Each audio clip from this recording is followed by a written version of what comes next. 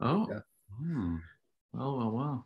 So This is Rick. I'm talking to Jesse Workington and Graham Epp of Mahogany Frog. And how you guys doing? Very well, thank you. Great, Rick. Great. How are you doing? I'm fine. And I'm anxious to learn about Faust because I'm not a literary guy. So you could tell me Faust is about anything and I believe it, but I think the 10 people that are listening to this will know better. So Man. Yeah. So tell me what Faust is. It's a story, right? And it's very popular literary story.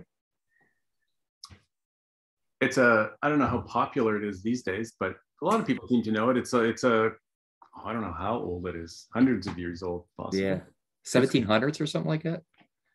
Well, I think it's sort of it's kind of mysterious and maybe prehistoric, but the version that this film is based on was written by Goethe. Goethe? Oh, right. Yeah. Starts with the G. He's German, right? Goethe. Yeah, German. Yeah. Oh, yeah. Okay. And so his version, I think, was at least one iteration and formalization of this sort of ancient struggle of earthly delights versus morality, I guess, you know. And but yeah, and then it was made into this film by an early German avant-garde silent filmmaker who was pretty inventive in his in the way that he was doing all of his special effects and sort of superimposing certain footage onto other footage and stuff, and it was very innovative the way that he made the film.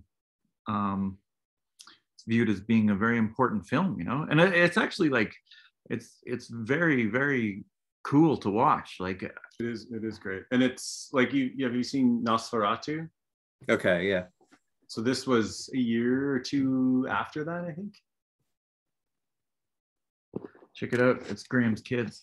Oh, they're joining us, I think. Oh, they're probably coming inside. Yeah. So Nosferatu is maybe a little more. Seems like more people know that film, right? But as far as special effects go, like Faust is pretty incredible. I mean, we've obviously seen it a lot of times writing this music along with the film, but it's great. Have you seen it? Have we sent you the film with our soundtrack? No, not at all. I mean, it's did you decide to do it along with the film, or is it like a contract with somebody, or just you said, okay, here's Faust, I'm going to do it? Or well, we were asked to compose a live or like a score and perform it live with the film for this this movie theater in Saskatoon. Okay. Because every year around Halloween they do a silent film with a band playing an original soundtrack. So they asked us to pick a film and do it, and that was in 2017. And Andy, our drummer Andy, was right away was like, we need to do Faust. And when we didn't know what it was. We're like, okay, we trust you, Andy. And there was a few options that were discussed in the initial meeting. Like it was sort of a big event that was put on by the symphony. It was in years previous. Right. It was a collaboration between this old historic theater and the Saskatoon Symphony Orchestra. It was called the Riverdale Concert Series, or is that what it was called? I'm not sure. That's hard to say. The Saskatoon Symphony Orchestra, the SSO, I guess. The SSO. Yeah. So the idea is that it was a bit of a stuffy scene. The orchestra people were kind of like an aging crew. So the symphony and this movie theater, the year before, 2 years before, was New Jacobin Club before us as well? I think it was after us. I thought we were the second. You're the second one, yeah. So the year before, the symphony had teamed up with the movie theater, and they'd gotten this crazy stoner rock band called Shooting Guns, who are our old pals from Saskatoon. They're like sort of like dark doom like chugging riffy instrumental rock, Right. and they sold this place out, and even the old people that went in there, I think there was probably a lot of walkouts, but it threw everyone for a loop, and it was viewed as being a very successful evening. So they asked us shortly after that. They asked us to do one, I guess a couple of months later, actually, because that would have been like right around Halloween in 2016, right? And then we played in Saskatoon. We played this show in December. So we had about 8 months or so to choose a film and write the score, rehearse it, and then go and play this live score in the theater along to the film.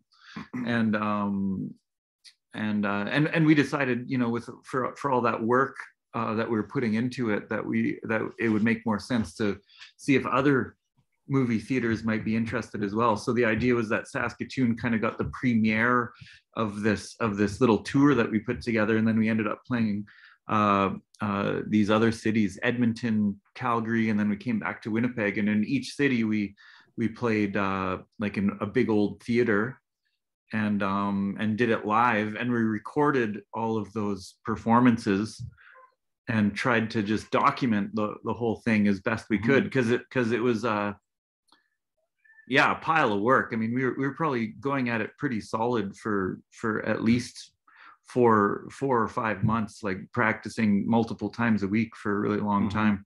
And the more that we got into it, the more that we became pretty specific with some of the screenplay and stuff. And we had the blessing and the curse of having a bit of a sound designer as our drummer, Andy Rudolph. Right. And he does a lot of scoring and also sort of field recordings and screenplay sound design and stuff. So he viewed things, you know, we kind of, I think a lot of times we wanted to take maybe a slightly easier way out of certain sections, but he was like, well, no, the door opens at this time, so we need to have like the riff start right there and stuff. So it ended up being a real rabbit hole of more and more and more work. The more that we looked into sort of the sound design aspect of it, the more work it became, and then we had to try to remember it all and be able to perform it live. So we could have kept going for years and years. You know, it depends on how precise you want to be. Right. So you're actually playing along with the film while it's going on. Is that just distracting? Do you have to watch the film, or do you just know when to come in? Or we had to watch the film. Yeah, we were facing the screen while we were playing, because there was so many cues on screen that we would need, and we'd have to bend. You know, we're playing, like, there's a lot of it's, you know, there's a lot of song oriented stuff that we'd have to kind of bend as we were playing it to match the film at times. There's certain chunks that you can count out, and you could be like, okay, if we do this riff this many times and switch into this part, you know, it's going to sort of work out with what's happening on screen. But then there's other parts that we couldn't do that way, and we had to watch, and there's certain soundscape sort of sections where we're actually sort of doing some interplay with with what's happening, and other parts that it's more like rehearsed music and songs that we tried to time out as best we could and stuff. So there was a lot of different, we were employing a lot of different strategies. And I think that if we hadn't have recorded all those shows, we never would have been able to make this record, because it's the only thing that helped us sort of remember what we were doing at certain times. Yeah, so this record has a bunch of these live performances on it. So it's a mix in the studio and live. So the screen is here and you're facing it, and then the audience is here. So you kind of got your back to the audience, I guess. At certain points, you know, there's some times that are ripping composed music that you could concentrate on what you were playing a little bit better. But yeah, we were wearing black, and in this, like, people couldn't really, well, I don't know, maybe they could see us, but we weren't, no spotlights on us. It was all about the film. Oh, that's pretty cool. So I guess they found you out because of that band that you were friends with, or did they just? Yeah, and we knew people that worked in the theater and stuff. We used to live in Saskatoon, so it was okay. The community. Yeah, because I know around here where I am, it's, there's no art. People aren't really cool like that. They only know the popular stuff. And what about Darsombra? What's that? Darsombra? Yeah, they're a Baltimore band, a duo. Oh, are they? You should check them out. They're crazy freaks. They have psychedelic film projected over top of them while they're playing.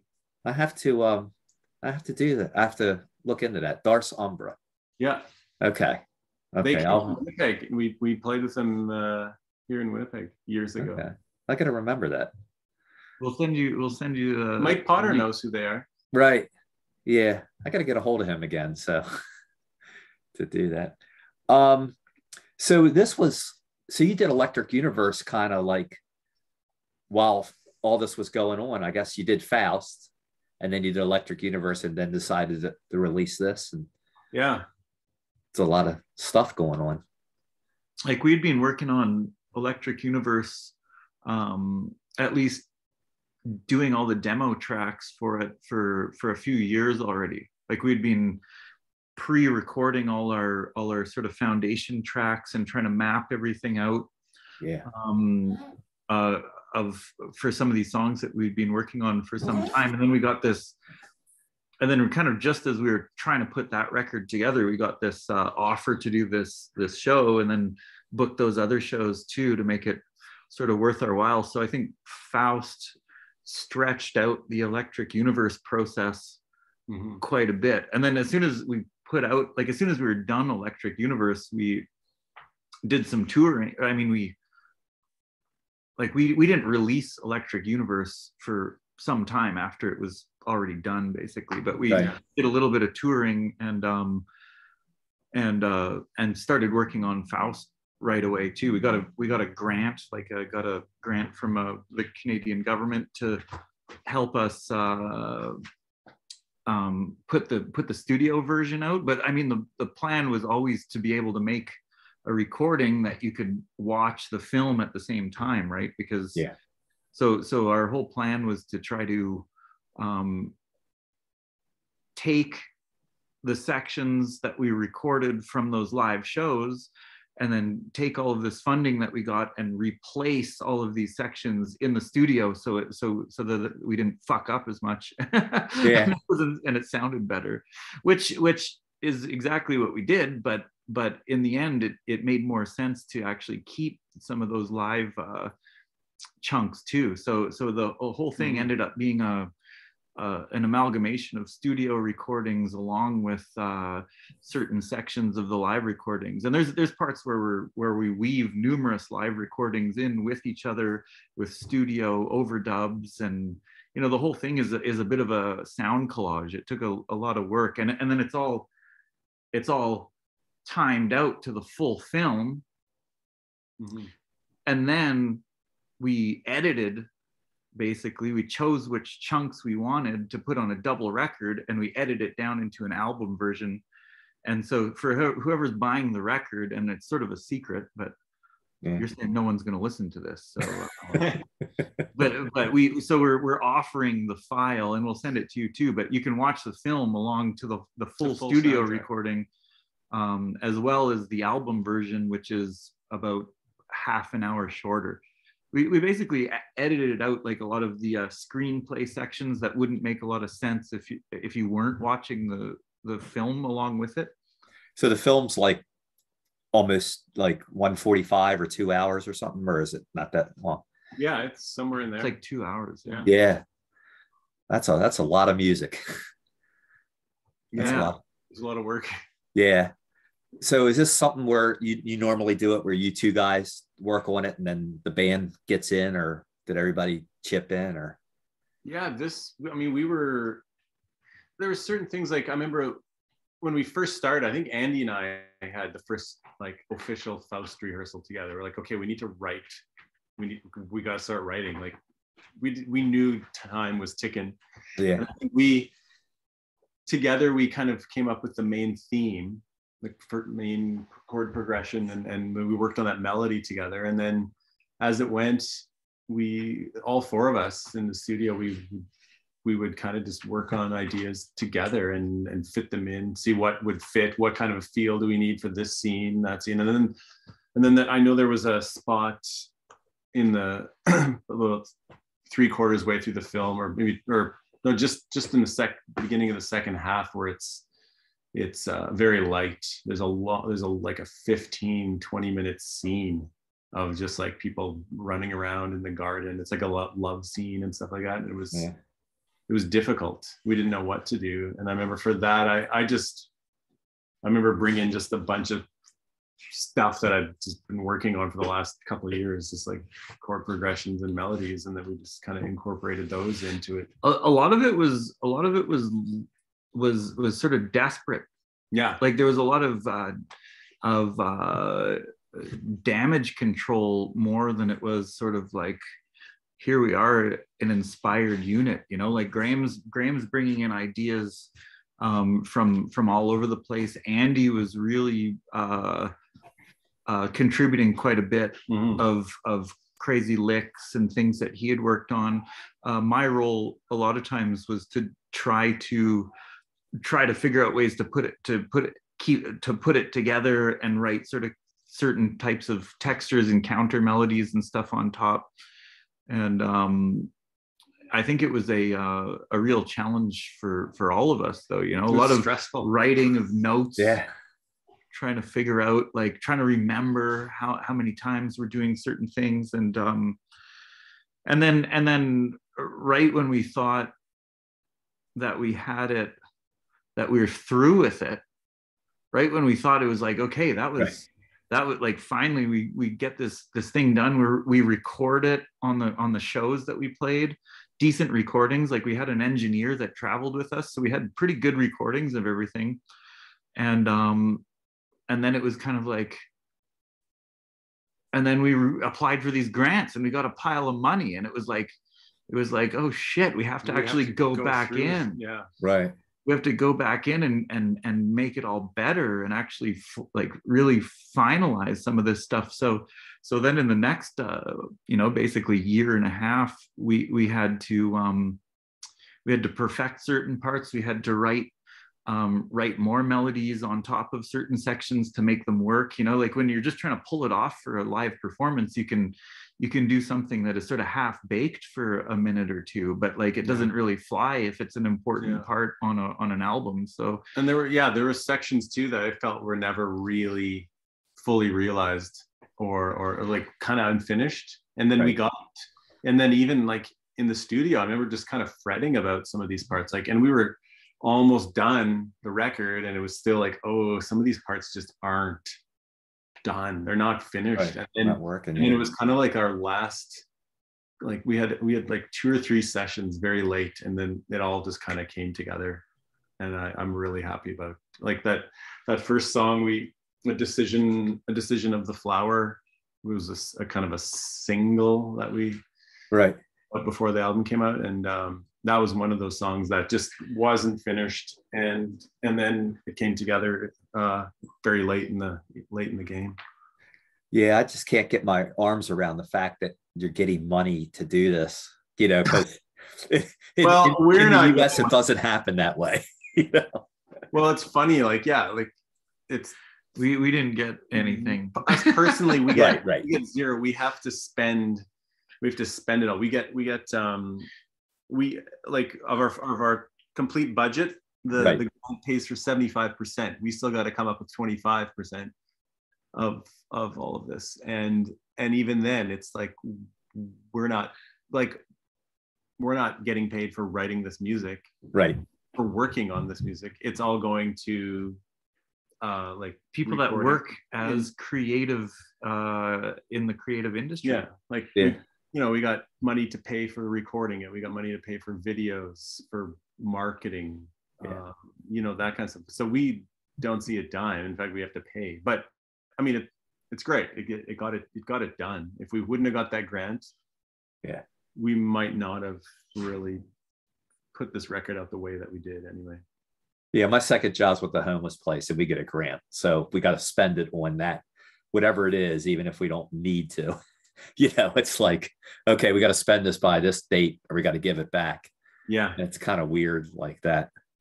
But I ran. This is usually I do a little bit of research, but I didn't do anything on this. I ran through the album once on Bandcamp, you know, and listened to it, but you know, I haven't had a chance to go back and listen to it again, which I will, because I got to go back and, you know, do all the favorites for the year and all that stuff. You got to listen to it with watching the film now.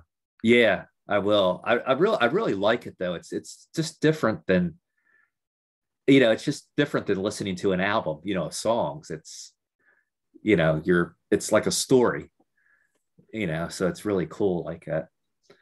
That's kind of the funny thing too, is that we've been working on what we thought were kind of like songs and albums for the last 20 years. And you know, we've had a lot of good times and some amazing tours and a certain amount of recognition and everything, but all of a sudden we get funding that's designed to sort of do things in an industry savvy way. So we're supposed to have singles, right? And we're supposed to have like digital publicity and PR. We're sending things off to magazines and stuff, and this is the least sort of accessible thing that we've ever done. You know, it's right. There's no single. There's no we singles. had to put this gal's like I need like a video and I need singles, and it's like, what do you mean? Like, right. What do you, and they're not Boone and Faust, you know. Yeah. They weren't able to change their job for us, you know. Right. So they kind of have their strategy as far as how they market things, and we're giving them generally and not unmarketable, but a product that certainly doesn't fit into sort of the traditional mold of how you would move forward with marketing a record, you know. So it's been pretty fun. It's been, well, a little bit. It's been unsurprising. It's been unsurprising that that's how the industry in this country works, you know. Yeah. Without being too much of a crusty old bastard, I've always had my reservations about the music grant system in this country, but we're grateful that we got it. Well, take it from a crusty old bastard. You don't want to be one, so hold on to not doing that as long as you can, because I think I've crossed the dark side with that. So I guess you guys are going to not worry about music for a little bit, right? After all this touring and writing, or are you still new music? Whatever ideas you have, you're probably just throwing them down and waiting for. I think that the idea is to try to regenerate a little bit and actually kind of get back down to a little more of a positive, because this whole Faust experience, I mean, it was a little traumatizing, and you know, the whole thing was hard to do. The music is very, very dark. Right. We're not all getting along. We're all going through our own sort of like life, like big life changes. We're all like, so it was scary, you know? And so I think, but now we have this record out. We're supposed to like, you know, we're having offers to re-perform this thing. So we kind of have to try to balance how much Faust stuff we want to actually do live, or if we want to actually re-perform the score, which would be a lot of work. It's Faustian. Make it a deal. I guess it's kind of hard to split it up too. I mean, you can't just like, you know, Faust excerpt number 4 or something like that. Well, we have done. There's some stuff we've picked out of the soundtrack that we can perform, and actually we do, like, I don't know, in the coming month or so, we'll release. We did a little live. We did like 4 songs. Filmed it live in a studio. Right. And we did kind of the beginning and the end of Faust with a couple. What else did we do? Psychic. We did a song off of Electric Universe and a song off of Do 5. Okay. We did those 4 songs with a bunch of cameras, a bunch of crazy effects, as a live band, and that'll come out in the next month or so. It's tripped out, real tripped out. It's heavy and tripped out, man. We actually have a bunch of stuff. We have a bunch of stuff that's about to come out. That's cool. We're riding. We're just like riding the all the things that we've made and trying to like release them to the world with the best we can, and at the same time personally try to like strip down and regenerate and work on different material. And we have some festivals and things that we want to we're getting hassled. Oh, that's cool. He's asking if he can watch The Good, the Bad, and the Ugly right now. Really? For 4 years. And I wanted to watch that for 4 years, guys. Please. Say hi to Rick. Say hi to Rick. Speaking of a crusty old bastard, Clint Eastwood. Oh my goodness.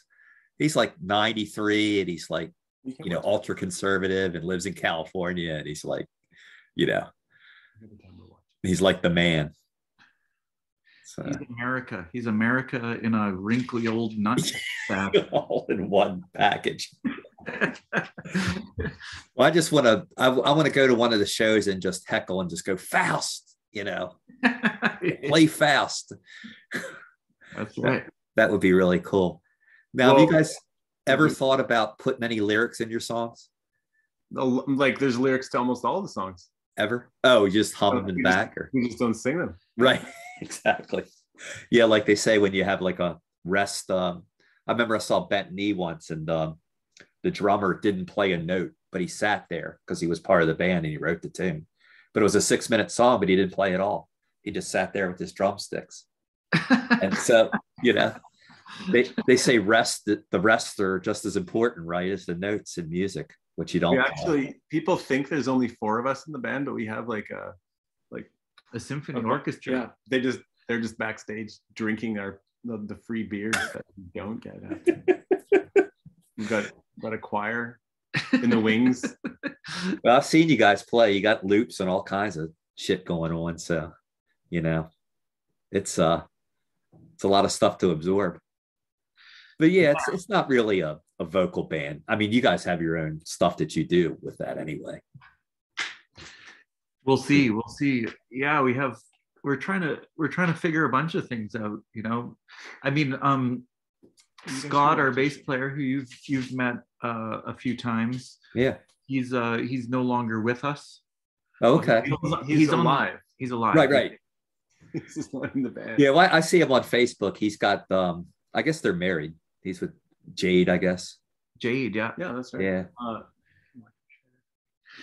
Yeah. So that's another big change. We're trying to do our best to get a live show together with somebody else right now, and it's so the first thing that we really did was these videos that we just talked about, and that was kind of our first milestone to get through to see if we could put a bit of a live band together, and now we have these show opportunities and some festival dates and stuff coming up in the next couple months, so we gotta practice and choose which kind of repertoire makes sense to do with a new bass player and stuff, because Scott was he was with us for like almost 20 years. He was with us for like 19 years. Was this recent? So he did all the Faust stuff with you before? Yeah. Okay. Yeah. It's interesting. Yeah, I wonder who would I'm sure a lot of people know, a lot of bass players know who you are, so he might have a good. We have somebody we've been playing with. He's actually like a country musician. Okay. Yeah. Plays pedal steel. Yeah, well, you could say that like I crack up when bands say, you know, we're part country and part hip hop and this, and it's all a bunch of bull crap, because usually they're not, you know. It's just a way to market yourself, you know what I mean? Yeah, we're marketing ourselves as a country western. Yeah. Now. To me, it's just music, you know what I mean? Once you start saying I sound like this, then it's just, you know, totally uninteresting. Well, you know what? It's we're not lying though. Like this man is he's never played rock and roll in his life. He's certainly never played progressive rock. Right. He doesn't know any of our music really. You know, he didn't know any of our influences, and he's like a very, very prolific. Yes. Gets around. Proficient pedal steel player and bass player within country music. And he loves country music so much that he'll start crying and get goosebumps when he's listening to these cheeseball country songs that I can't stand. He's coming from a totally different planet. He loves country music. Like he'll play me all of the, like, I where I work, I have a studio, and he has a studio the floor below mine. So I see him all the time, and I'll come into his studio and be like, check this out. And he'll play me some like George Strait song. Yeah. And just be like, check. Wait for it. Oh, yeah. She's acting single. I'm drinking double. That kind of stuff. Yeah. Well, I heard Willie Nelson just turned 88, so he's probably out celebrating, right? Probably he's probably at an event tonight. Willie Nelson. Now, have you had pedal steel? And that would be really cool. It would be cool, and I think we will do that at some point. Yeah, maybe he could do a reaction video and actually get away with it. Not these people listening to his band for the first time. Because all these people that say they never heard it before. He's actually never heard it before, right? Put on some Gentle Giant for him or something like that. Yeah, different planet. I mean, he's a weirdo, and we get along with him, and it's really fun. Yeah. But put on Seamus by Pink Floyd for him or something like that. He would like that. I don't even know what that is. Seamus? Oh, it's like a country kind of tune off Metal, and it's got a dog in the background going. Oh, the dog one. Yeah, exactly. He would like that, because there's a lot of prog bands throw in that country kind of song every once in a while. Yeah. I mean, it's I don't think we want to go that way, really. We won't. I mean, we did have a bit of a Ennio Morricone influenced number on Senna, right? But that was more about the tones rather than the country vibe. Yeah. But like, so we're in we lost Scott as a bass player, and that's a big part of our transition right now too, is to try to get somebody to try to get the live show back together, because I think playing live, it's always been the most important thing to us. Like, we got to, we've never been able to record records or anything without having the songs to put on the records. Like, we've never written songs for the studio. We've always written songs. We've gotten super stoked playing them. We rehearse them, we tour them, and then records for us have always been more of a documentation of the things that we've done live. So we're kind of like, our live performance right now is possible but iffy. And so that's kind of the next stages here, is to try to get something together to play at some of these gig opportunities that we have, and try to build ourselves back up, and probably introduce some new music, try to figure out which parts of the catalog that are translatable with a new bass player. Because Scott had keys. We sent MIDI signals to Scott. We had it got to the point where it was very complex, and it's not really something that you can just replace, so we're trying to reconfigure a little bit and figure out where we're at, and maybe strip things down ever so slightly. Yeah, it's really cool, because I know you got to use the technology, but a lot of bands, they're not together and they send files to one another, and it sounds sanitized. But when you guys play and make music, you're playing it together, and it just sounds more organic that way. You know, the 70s, all those great songs, they were just done together. Mm-hmm. You know, and you had screw ups and every once in a while, but that's what makes it good. You delete everything out and make it like that. It's soulless. Yeah. Yeah. So that's good. Hopefully this guy lives close to you. He does. Yeah, that's good. With his hat. Does he wear a country hat too, or like a cowboy hat? Yeah. I think he has a cowboy hat. I've never seen him wear one. I don't know if Canadian country is different than U.S. country.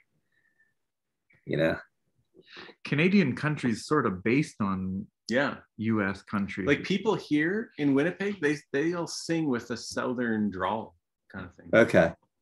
Which I had heard that's really British to start with. You know, it's like looking into it, like the southern drawl is really a British thing, you know, or a French thing, kind of like that. So it's kind of weird. So wait, really? You're saying like I mean, it had to start from somewhere because everybody came over from Britain. Yeah. You know what I mean? It's some kind of dialect way up in, you know, northern UK or something like that. Well, it's not French. It's Right. you have a bit of a southern drawl.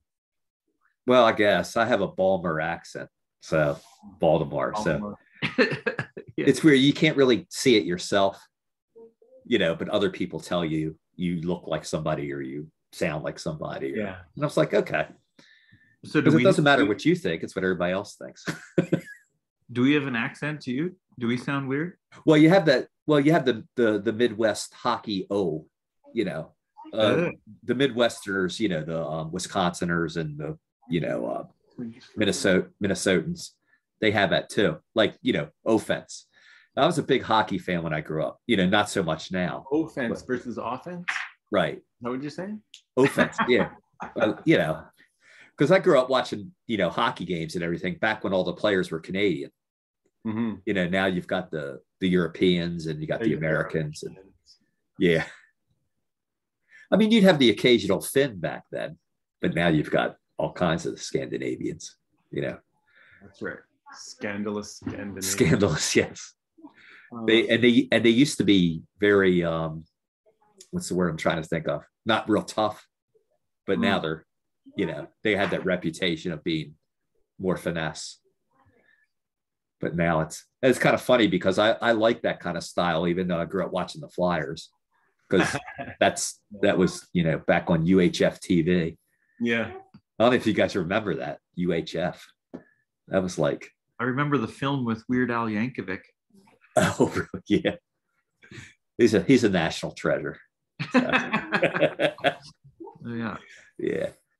He's like the only guy I know that he did a tour where he sold out, and then he did one where he sold less than 100 tickets and had to cancel.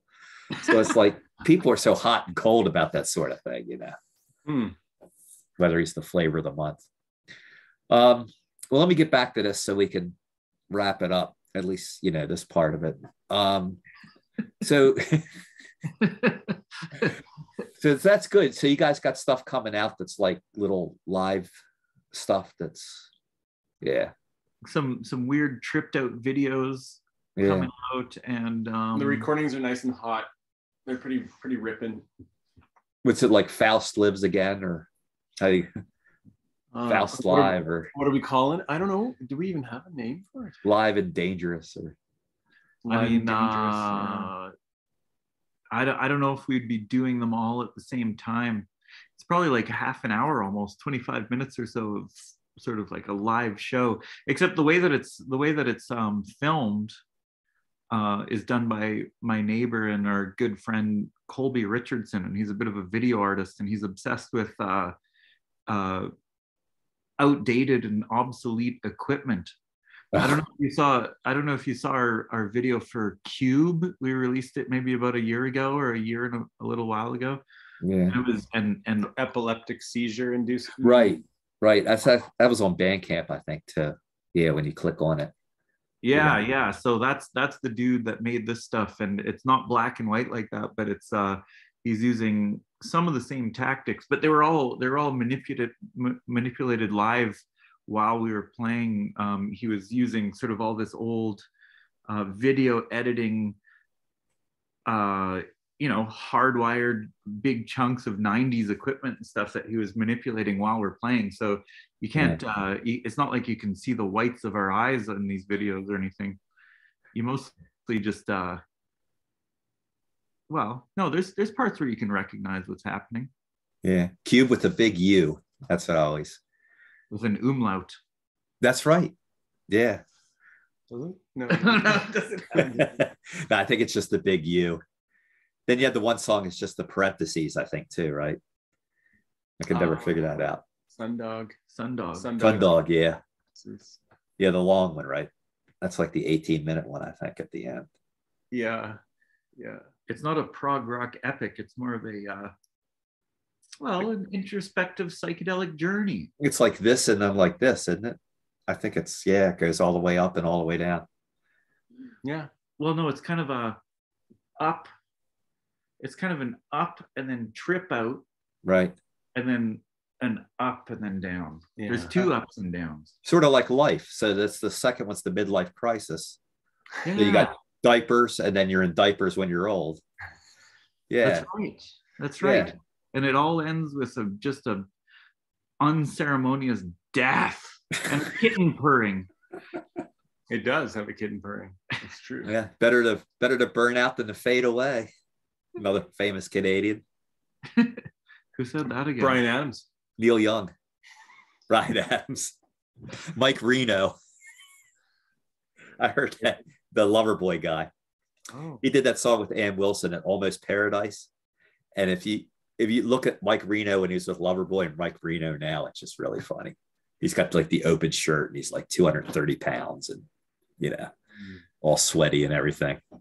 But that's the way we get. Sweaty. We all can't be ripping when we're 70, right? So. No, who knows? Yeah. Is Mike Potter ripping? He probably still is at his age, you know. I've never seen a guy get around like he did. He used to have the Orion thing where he had the ladder and he'd get up there and do the recording up there. And he finally had to get rid of that. But yeah, I just hope they do more stuff there. But does he like Elon Musk, do you think? Without the money.